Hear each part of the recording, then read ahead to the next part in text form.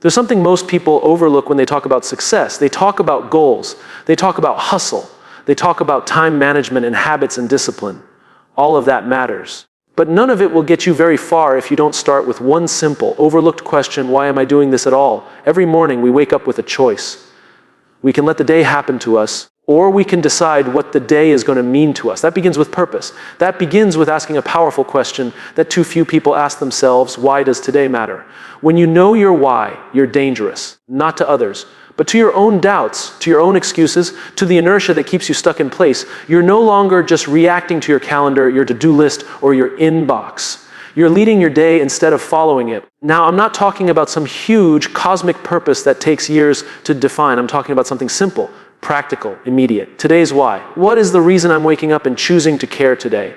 Let me tell you a story. Years ago, I worked with a leader who was wildly successful on paper. Title, salary, accolades, you name it. But every morning he'd hit the snooze button. Not once, 3 times, sometimes 5. And when he'd finally crawl out of bed, there'd be this look in his eyes. Tired, yes, but also empty. Eventually he broke down. He told me, I don't even know why I'm doing any of this anymore. He had lost connection to his why. His work had become a series of tasks, meetings, and deadlines. Nothing rooted, nothing inspiring. He wasn't lazy, he was aimless. That's what a lack of purpose does. It makes effort feel pointless. So we went back to basics. I asked him, what's the impact you want to have today? It was the only thing I asked. Not next year, not next quarter, just today. It took time, but soon he started waking up with a different mindset. He'd begin his morning not with email or social media, but with intention. He'd write down a sentence: today I will lead by example. Or today I will encourage someone who's struggling. Or today I will do something that makes my team stronger. Small, specific, powerful. That's the key. See, your why isn't always going to be some grand mission. Sometimes your why is showing up fully for the meeting you'd rather skip because the person across the table needs your energy. Sometimes your why is being a little more patient with your kids because you want them to grow up feeling seen and loved. Sometimes your why is putting your head down and doing the hard work because it brings you one step closer to who you want to become. Without that purpose, our days blur together. They become transactional. We do things out of obligation, not out of meaning. And when that happens over time, we burn out, not because we're doing too much, but because what we're doing lacks connection. Think about this. Most people spend more time planning their weekend than they do planning their purpose. They prepare presentations, meetings, and meals, but they don't prepare their mindset. And so their days become reactive. They let the world set the tone, and the world is chaotic, noisy, and constantly pulling us in 10 different directions. But what happens when you start your day with a clear, grounded reason? Suddenly, the little things don't knock you off course so easily. You stop chasing every notification. You stop worrying so much about what other people think. You have a filter, a way to decide what matters and what doesn't. That's what a why gives you clarity. Here's a simple practice I challenge you to try.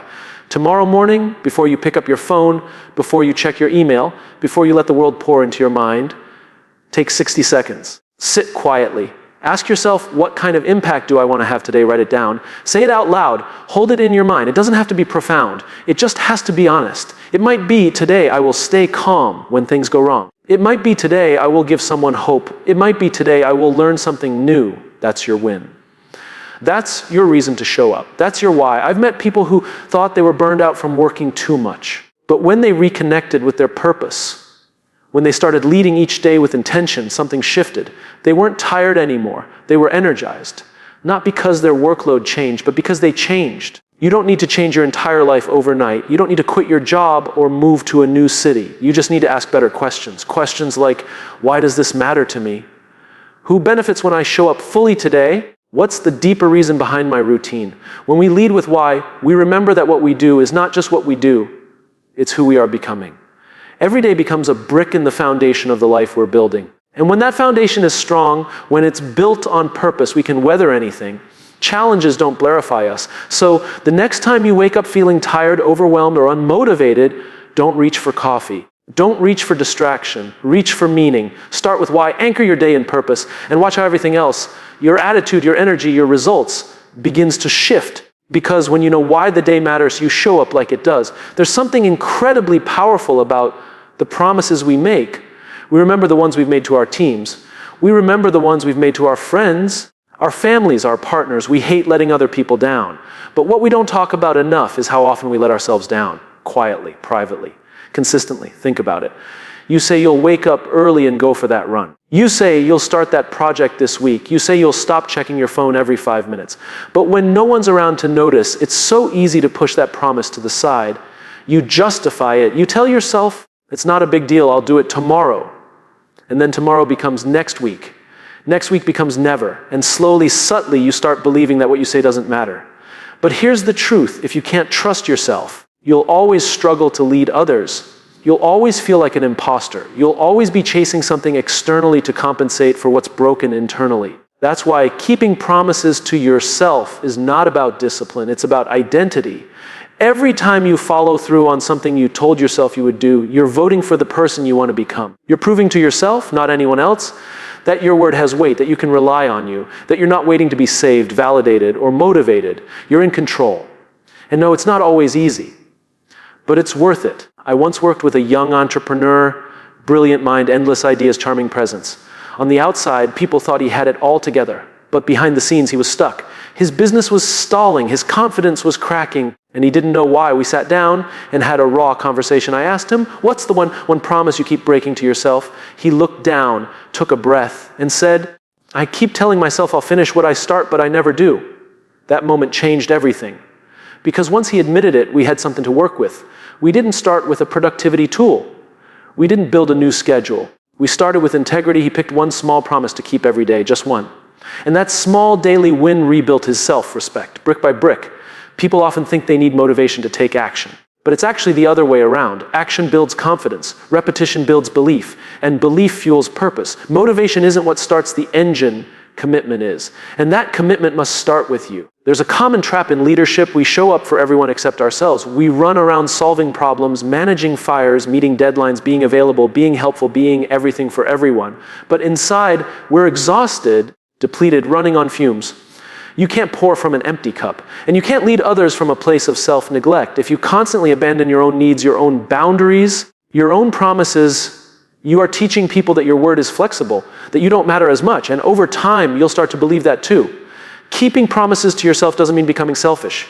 It means becoming stable, grounded, trustworthy. Because the moment you start honoring your own word, your energy shifts. You walk into a room differently. You speak differently. You make decisions differently. Not from ego, but from alignment. And alignment is where the magic happens. Let me give you something simple. Tomorrow morning, before the world gets noisy, write down one promise you'll keep today. Just one. It could be, I will drink enough water, or I will be fully present with my kids, or I will spend 20 minutes reading instead of scrolling. Small, clear, actionable. The kind of promise you can keep even when the day gets chaotic. Then do it, no matter what. Follow through. And at night, take a moment to acknowledge yourself for doing what you said you would. That's how you build a pattern. That's how you build trust. Not with big declarations, but with small, invisible victories. The world may never clap for those wins, but your character will. And your character is what people actually follow. We think people are drawn to charisma, but what people are really drawn to, what they trust, is consistency. The kind of consistency that begins when a person has done the hard work of keeping promises to themselves, when their internal world is aligned with their external actions. That's when influence becomes real. That's when leadership becomes meaningful. Because at the end of the day, it's not what you achieve that defines your strength, it's what you uphold. And the first promise worth upholding is your own. Imagine this. If you went 30 days without breaking a single promise to yourself, no matter how small, how would that change you? What would happen to your confidence, your clarity, your energy? What would happen to the way others experience you? You don't need more information. You don't need another hack or app or routine. You need integrity, quiet, personal, inner integrity. The kind that isn't seen by others, but is felt by you. You already know what needs to happen. You've known it for a while. The only question is, will you honor it today? When you keep promises to yourself, you're not just winning the day. You're building a life you trust. That's how you lead. That's how you grow. That's how you win. Every single day, we live in a world that celebrates the highlight reel. Everyone wants the big moment, the applause, the breakthrough, the outcome. Social media has made it worse. Everywhere you look, someone's showing off their peak, their biggest achievement, their grand announcement, their moment of glory. But what no one posts, what no one talks about, are the quiet, boring repetitions that got them there. We've been conditioned to expect success to feel exciting, like we're supposed to wake up every day fired up, motivated, and overflowing with passion. But that's not how greatness works. Greatness isn't loud, it isn't glamorous. It's built in silence. It's built in the dark. It's built when no one's watching. If you look at any person who's consistently winning, not just occasionally, but predictably. You'll find a rhythm behind their results, not a rush. A rhythm, something they do daily, even when they don't feel like it, especially when they don't feel like it. They've learned to fall in love with the process, not just the prize. That's what I mean by embracing the boring reps. Because let's be honest, most of the things that lead to mastery feel incredibly unremarkable. Practicing the same move again and again. Having the same conversation with your team until it sticks. Waking up early to do the same journaling, the same reading, the same workout.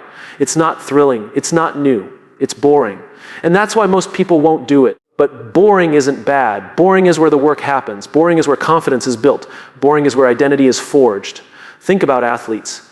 The best in the world don't just practice when the stadium is full. They train when it's just them, their coach, and the sound of their own breath. And they repeat the same drills, the same plays, until they're automatic, until they become muscle memory. So that when the big moment comes, they don't rise to the occasion. They fall back on their preparation. I once worked with a team leader who couldn't understand why their results were so inconsistent. 1 month they were hitting targets, the next month they were completely off track. The talent was there, the passion was there, but the process was missing. So I asked her, "What do your boring reps look like?" She looked confused. "What do you mean?" I said, "What are the small things you do every single day, no matter what, that make the big results inevitable?" She thought about it and admitted, "Honestly, I don't have those. I just work really hard when the pressure is on." That's the problem. Most people wait for pressure to perform. But true professionals don't rely on pressure. They rely on process. We built her a routine, a simple set of habits she'd repeat daily. Check-ins, debriefs, reflection, planning, nothing flashy, nothing groundbreaking, just boring, repeatable excellence. And in a few months, her team's performance transformed. Not because they got smarter or more talented, but because they got consistent. Consistency is a superpower, and boring reps are the path to consistency. The reason most people struggle isn't because they're lazy or unmotivated. It's because they're addicted to novelty. They chase the next thing, the shiny thing, the exciting thing. And the moment something feels too routine, too repetitive, they lose interest. They want change, but they don't want repetition. And that's a problem, because growth lives in repetition. You don't get strong by lifting a weight once. You don't get smart by reading a book once. You don't get trustworthy by telling the truth once. You become those things by doing the boring reps over and over and over again. Here's what's funny. When people see someone crushing it, they always ask, "What's your secret?" But usually there is no secret, just systems, just habits, just effort that's been repeated so often it becomes who they are. Boring reps are the bridge between who you are and who you want to be. They're the small choices no one sees that eventually lead to the results everyone wants.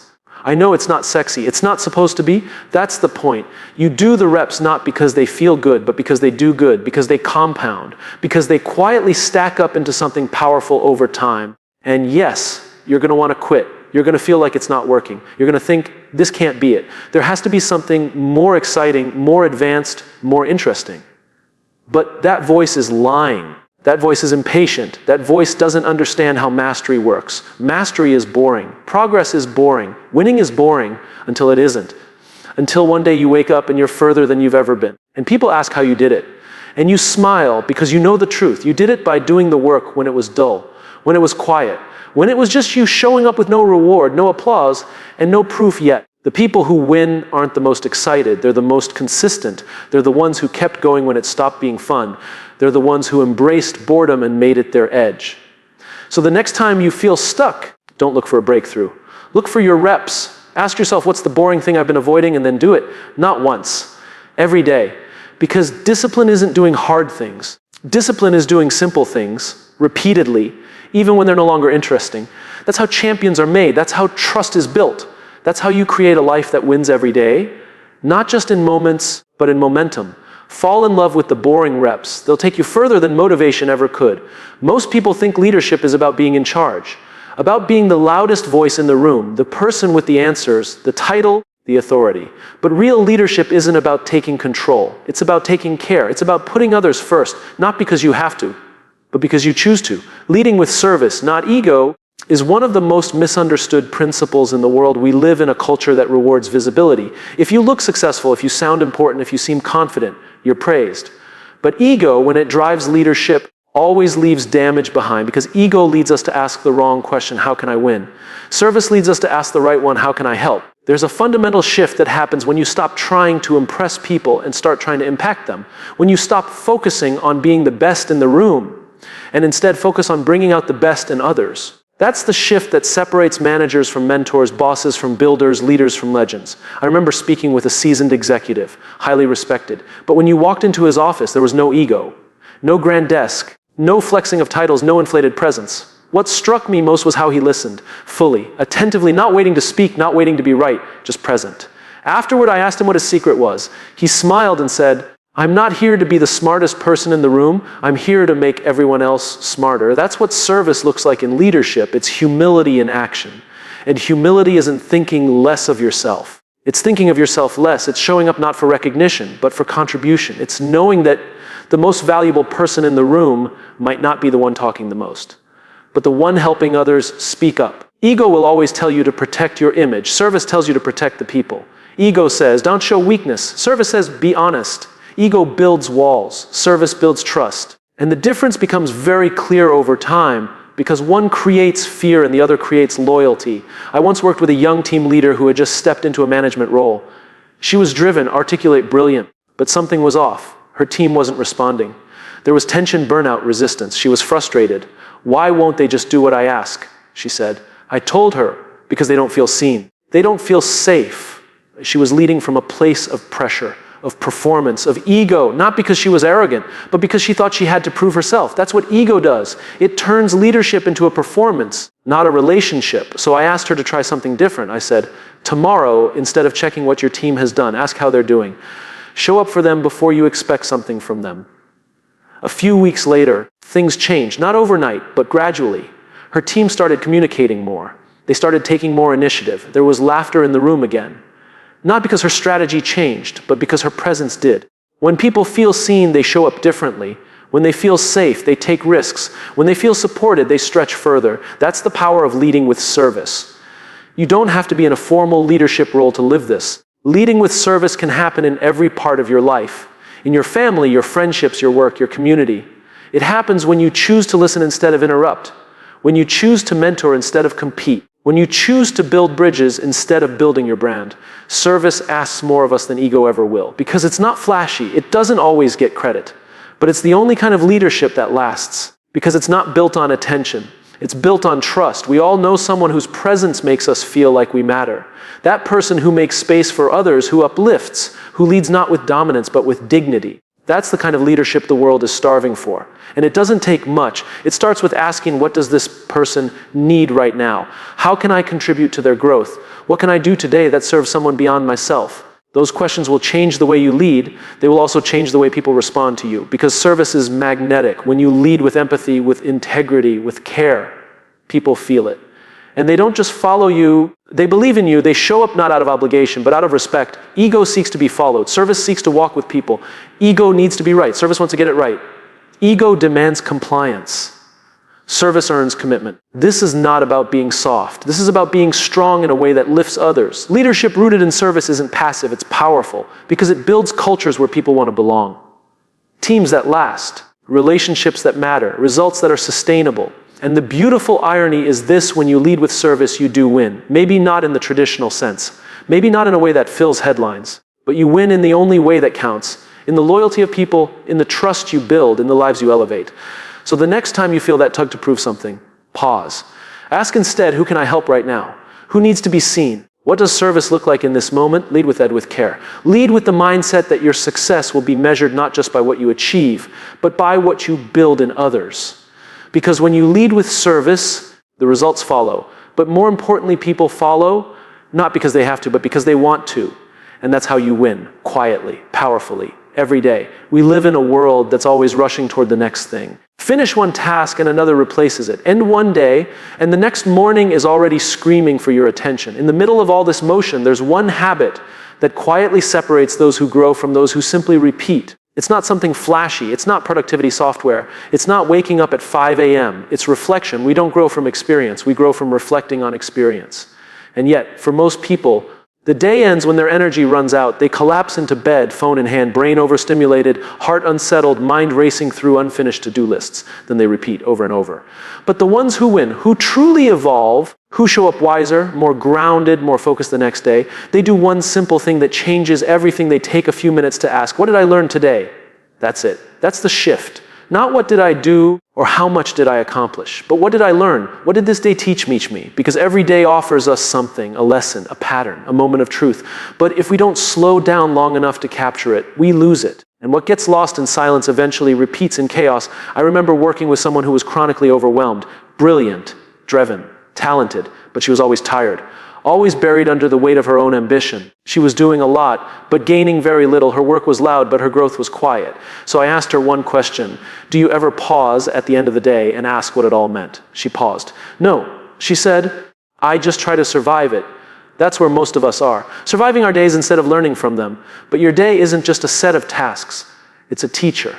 And when you slow down to reflect, you allow the day to shape you, not just exhaust you. Some of the most grounded leaders I know have a ritual. It's not complicated. At the end of each day, before bed, they sit quietly and ask themselves 3 things. What did I learn today? Who did I impact today? What am I grateful for today? That's it. Simple questions. But the power is in the consistency. Because over time, those questions build self-awareness. They sharpen your emotional intelligence. They show you not just what you're doing, but who you're becoming. And that's the real purpose of reflection, not to evaluate your performance, but to reconnect with your purpose. I had a mentor who once told me, never let a day end without capturing its wisdom. He didn't mean journaling for an hour. He meant making meaning out of what might otherwise pass unnoticed. A conversation that revealed something.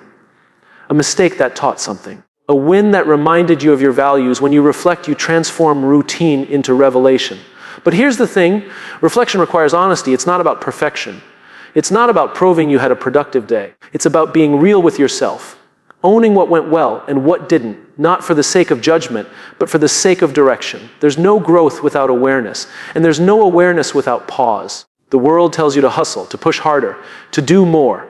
But growth doesn't happen when you're always moving. It happens when you create space, when you breathe, when you sit quietly and say, okay, what is life trying to teach me right now? It's easy to dismiss this practice as soft, but the truth is reflection is a form of leadership, because when you reflect, you learn. When you learn, you adjust. And when you adjust, you lead better in your work, your relationships, and your life. If you don't reflect, you risk repeating. You keep making the same decisions, chasing the same goals, falling into the same traps. Not because you're not smart, but because you're not pausing. You're not giving yourself the chance to extract the lesson.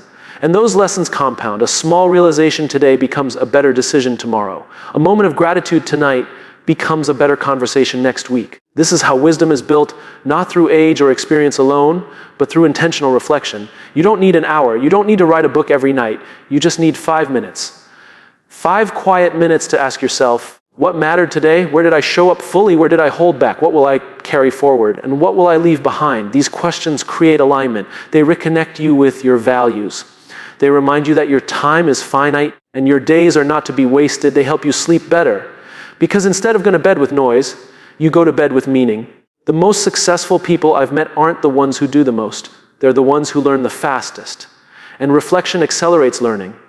You can't change what you won't face. And you won't face it until you slow down and ask. That's why reflecting before you rest isn't just a productivity hack. It's a leadership principle.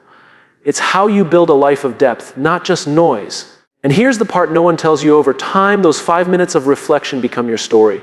They become the wisdom you pass on. They become the clarity others feel in your presence. They become the reason people trust you, not because you have all the answers, but because you've wrestled with your questions. So before you reach for your phone, before you scroll into distraction, before you collapse into exhaustion, pause, sit with yourself, ask what the day gave you, ask what it took from you, ask who you became in the process, reflect before you rest, because how you end your day shapes how you start the next one. And the people who win every day aren't the ones who did the most, they're the ones who learned the most. And learning only happens when you choose to listen, even to yourself.